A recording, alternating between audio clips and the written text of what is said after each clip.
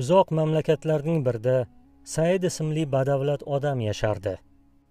U shahzodalardek kiyinib o'tgan ko'chadan atirning hidi bir necha kun anqib turardi. Odamlar uni ko'rishga intilishar, u o'tganda yo'l berib sukut saqlashardi. Uning mol-mulki chegarasiz edi. Qishloqlar, yerlar, ekinzor bog'lari, chorva mollari behisob edi. Bozorda go'sht do'konlari bor edi. Bir so'zi farmon, bir qadami karvon, bir ishorasi shaharni titratardi. Odamlar unga kimdir havas qilsa, kimdir hasad qilardi. Unda hamma narsa bor, pul, obro', kuch deb ortidan qarab qolishardi. U boy edi. U boylikka emas, boylik unga xizmat qilardi. U o'zining mulkini sanab o'tirmasdi. Uning mulkidagi eng katta boylik odamlarning duosi edi. Kim eshigiga kelsa, quruq qaytarmasdi. Juda saxiy, qo'li ochiq edi. Lekin afsuski boyning bir yomon odati bor edi. U odamlarga chin yurakdan yaxshilik sadaqa qilmas, hamma ko'rsin, odamlar meni saxiy deb maqtasin deb qilar. Boy riyokor edi. Ko'p ishlarni odamlarga ko'rsatish uchun qilardi. Sadaqa bersa, oldida odamlar bo'lmasa, sadaqa bermasdi. Masjidda namoz o'qirdi, lekin eng oldingi safda turib, duosini baland ovozda aytardi. Odamlar unga "Qaraya, qanday taqvodor-a" deyishlarini juda yaxshi ko'rardi. Ammo uyida namozi chala edi. Hech kim ko'rmasa o'qib nima qilaman, derdi qo'l siltab. Uyda ayoliga, yaqinlariga yaxshi gapirmas, doim jahl qilar, lekin ko'chada odamlarga doim xushmuomala edi. Chunki odamlar uni Said boy yaxshi inson deyishlarini xohlardi. Said boy yashagan mahallada So'fibek ismli qassob bor edi. Qassob iymonli, e'tiqodli, 5 vaqt namozni kanda qilmasdi. U yashirin sadaqa qilar, kechalari kambag'allar uyi oldiga oziq-ovqat, kiyim-kechak yoki pul tashlab kelar, lekin buni hech kim bilmasdi. Xayrli ishning mukofoti faqat Xudodan, derdi u o'ziga o'zi. Qassobning bunday halol, ibodatgo'y yaxshi insonligini hech kim, hatto qo'shnilari ham bilmasdi. Kunlarning birida bozorda go'sht tanqis bo'lib qoldi. Saidboyning qassobxonasida ham go'sht tugab qoldi. So'fibek bir semiz qo'yni so'yib bozorga olib chiqdi. Saidboyni do'konida go'sht yo'qligidan odamlar So'fibekning do'koniga yopirilib keldi.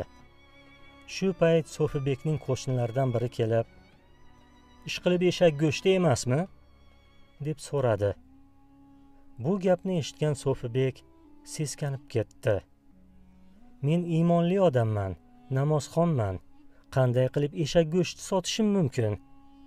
demoqchi bo'ldi-yu, lekin riyo bo'lmasin deb bunday deya olmadi. "Qo'y go'shti birodar, men eshak go'shti sotmayman" deya oldi xolos.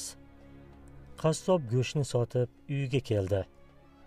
Erining xomushligini ko'rgan ayoli nima bo'lganini so'radi. Qassob bo'lgan voqeani aytib berdi. Ayoli ko'zida yosh bilan, "Nega odamlar shuncha yillardan beri sizni qanday odamligingizni bilishmaydi?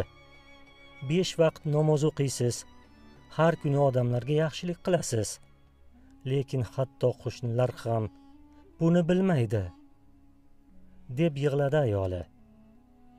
"Agar meni bu ishlarimni odamlar bilsa, balki Alloh uni qabul qilmas. Lekin agar faqat Xudo bilsa, shoyat qabul qilsa", dedi qassob. Ayoli ham alam, ham faxr bilan yig'lardi. U juda yaxshi bilardi, eridan ko'ra himmatli, halol inson dunyoda yo'q. Oradan oylar o'tdi. Bir yili shaharga qurg'oqchilik keldi. Odamlar ochlikdan azob cheka boshladi. Saidboy bozorda xayriya tashkil qildi. Katta-katta qozonlar osib, osh qilib elga tarqatdi. Lekin har kuni ehson, saxovat qilganda Jarchilar uni nomini ulug'lab atrofga jar solardi. Odamlar uni duo qilishardi.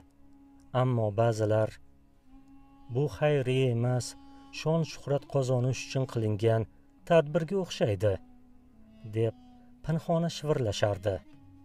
Bu paytda qassob kechalari uylarga, eshik oldiga oziq-ovqat, don-dun tashlab kelardi. Bu narsalarni kim tashlab ketganini hech kim bilmasdi. Oradan yillar o'tib, Saidboy ham, So'fi qassob ham vafot etdi. Saidboyni janozasiga minglab odam yig'ildi. Janoza o'qilib, qabrga qo'yildi. Hamma tarqaldi. Mayitni ko'mishga kelgan xaloyiqdan oxirgi odam qabrdan 7 qadam uzoqlashishi bilan qabr ichiga 2 farishta kirib keldi. Ularning surati insonga o'xshamasdi. Biri sokin, mehribon bo'lsa, ikkinchisi olovdan yaratilgandek yonib turardi.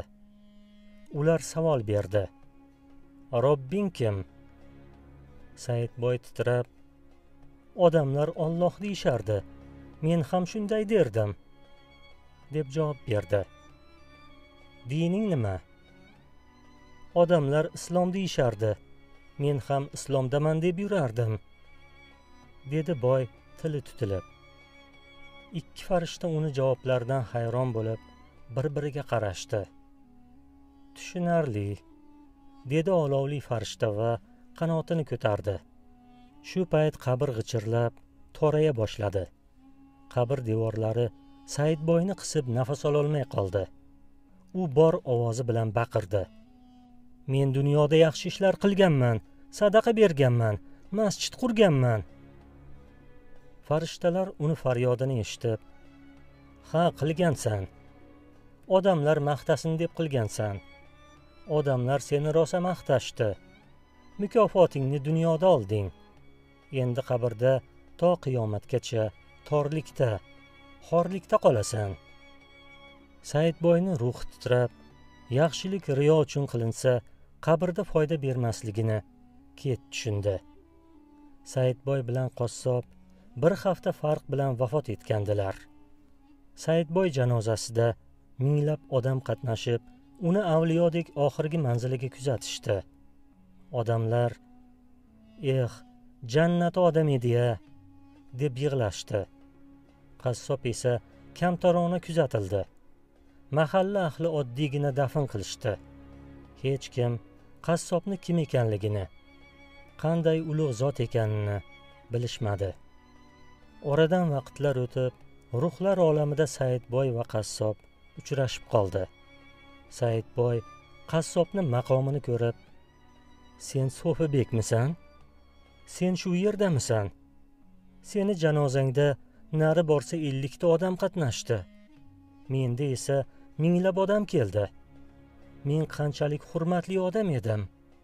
Lekin seni maqoming menikidan yuqori bo'libdi, dedi boy hayron bo'lib.